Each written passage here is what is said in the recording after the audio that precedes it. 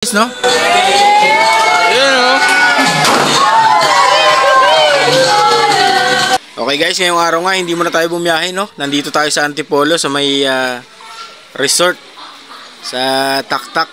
Okay, ang pangalan ng resort na to ay Catherine, no? Okay, dahil nga sa isang kaganapan, no? Birthday ng pamangkin ko na kung tinatawag nilang Lorraine, no? Lorraine yung tawag sa kanya.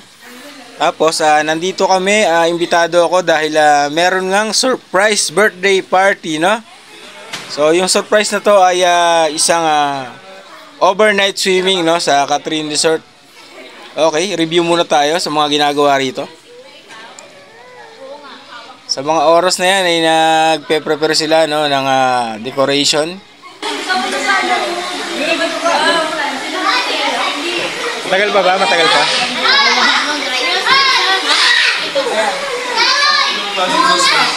Ready na? Ready? Papasabugin yan, di ba? Papasabugin. Okay. Ayong cake mamaya na yan. So surprisein natin yung birthday girl. Ito yung kuya niya, ay kapatid niya. Ito naman yung ina niya.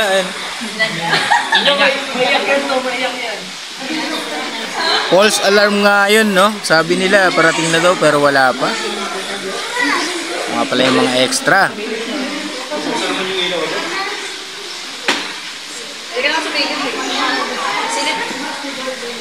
Yan, no? So, kala nila andyan na pero hindi pa pala darating yung birthday girl na tinatawag nilang Lorraine, no? Happy birthday, Lorraine, ha? Okay. Wala pa nga pala si Lorraine dyan, no? Akala namin parating na. So, review muna tayo dito sa lugar na to.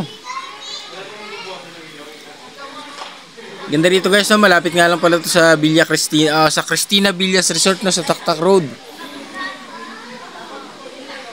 Sa Taktak Antipolo. Ito nga pala yung mga handa ni Lorraine.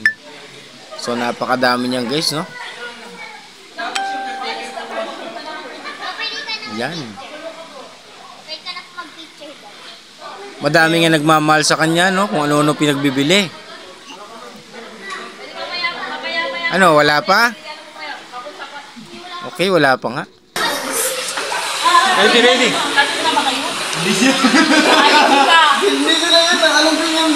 Hindi nyo muna sinigurado. Hanggang sa wala pa, no? Pero eto na talaga yun.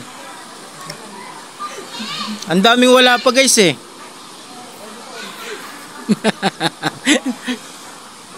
Yan na. So ito na nga yung moment guys, no? Ayan, no?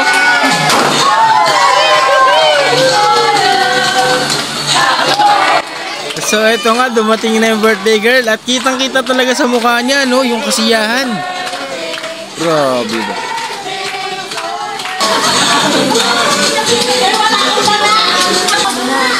Ayun, tinaktakan pa nga sa ulo ng kumpeti, no?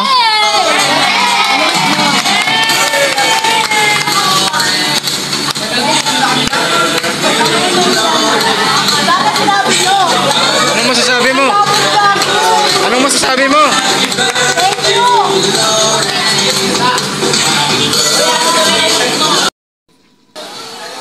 So hanggang dito lang guys at magiinom muna kami magdamag tsaka na tayo babiyahe.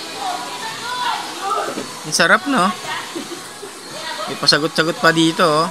Happy birthday ulit, Lorraine.